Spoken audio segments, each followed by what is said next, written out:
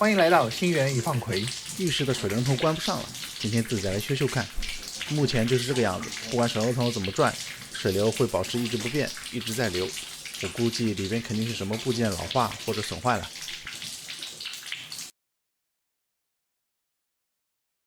第一步很重要，就是关上水的总阀门，不然的话你就会像我这样水漫金山。如左上图所示，我这是 condo， 所以总阀大概率是在热水器的附近。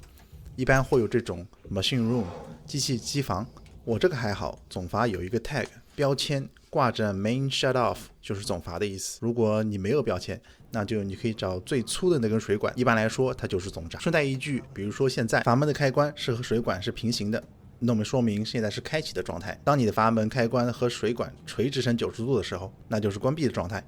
我现在要关掉这个总阀，这个总阀关的时候会比较难拧，因为里面持续有水流过嘛，所以我建议是慢慢一点一点的拧会比较好，不要一下子就拧过去，容易会把阀门掰断。那么现在这个位置给大家看一下，我虽然已经差不多拧到90度了，仔细看的话这里是有个槽的，目前没有拧到槽的最底端，还是会有水流过去。我第一次干活就是没拧到底，结果屋里屋外找了一个晚上的总阀，殊不知这个就是总阀。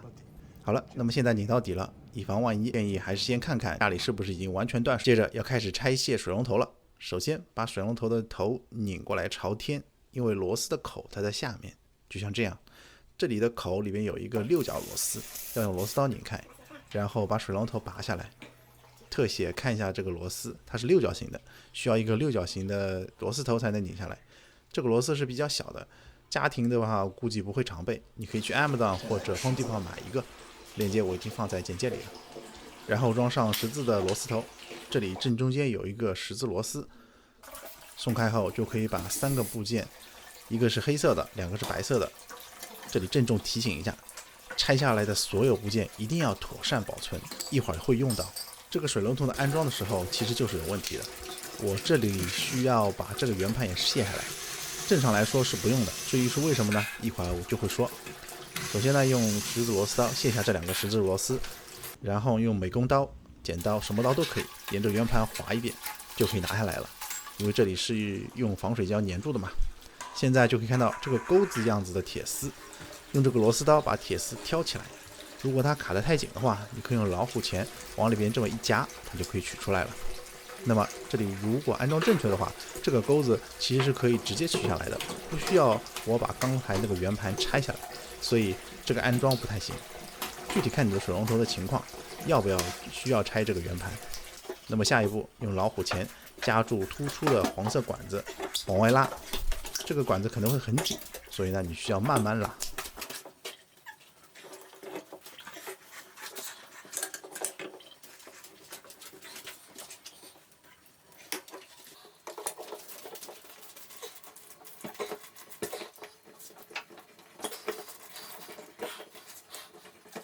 卸下来之后呢，就可以看到这个零件已经损坏了，这里的这个橡胶部分已经脱落了，所以修理的方法就很简单了，就是要更换这个零件。我上网查了一下这个零件，这个零件叫 Shower Cartridge， 而且你看一下，它有快2000多个 review， 很明显这是一个很容易坏的零件。这个要50多，在 Home Depot 有卖，我立马下单，因为呢我现在急着需要用。顺便说一下，同样的零件在 Amazon 只要35，如果你不着急的话，你可以从 Amazon 买。至于为什么我确信是这个零件，因为看图片它们长得是一样的，而且我看了一下我的水龙头的牌子也是 Moen，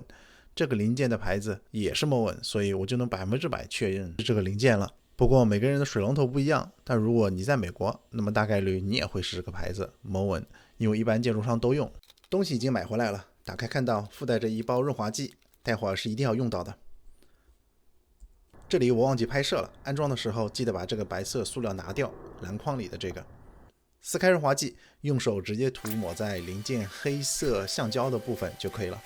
剩下的润滑剂抹在手上，把管子的内壁也涂上一点。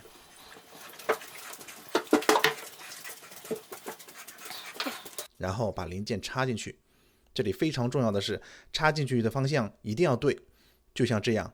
，HC 的这头只要是在上面就可以了。一定要插到底，你用手推用老虎钳夹都可以，但是一定要插到底。之后用刚才卸下来的铁钩从上面插进去，具体就是这里篮筐所示。金属水管从上往下看，可以看到这里有一个槽，金属要从这个槽里插进去。铁钩的最下端一定要从这个金属管的下端的这个槽里戳出来，就像这样。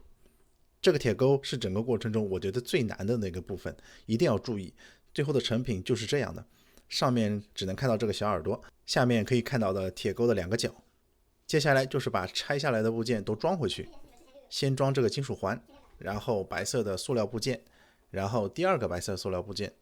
我这次安装回圆盘之前还测试了一下，我就把把手所有的零件都安装回去了。可以看到结果是成功的。如果你对自己有信心的话，你可以跳过这一步。然后我再一次拆下所有部件之后，套上圆盘，装回圆盘的螺丝，套上金属环，装回白色塑料部件，拧紧螺丝，套上第2个白色塑料部件。这里一定要注意的是，这2个白色塑料顶上的突出的那一部分一定要对齐，看起来一定要是这样子的。最后套回黑色塑料部分，这个黑色的部件也要值得注意的是，上面的这块黑色突出部分一定要在左边，像现在这样篮筐所示。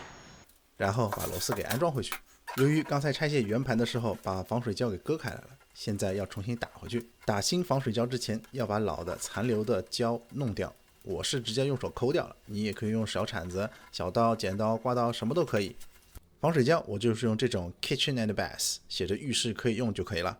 剪掉一个头，装进打胶枪，沿着圆盘打一圈就可以了。我直接用手指抹平了，你也可以用刮刀，我打的不好看，但只要不渗水就可以了。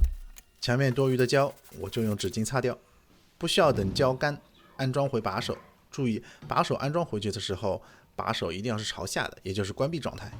然后把把手翻过来朝天，把最后那个6角螺丝安装回去，最后再来测试一下，看起来没有问题，可以开可以关。那么下次再见了。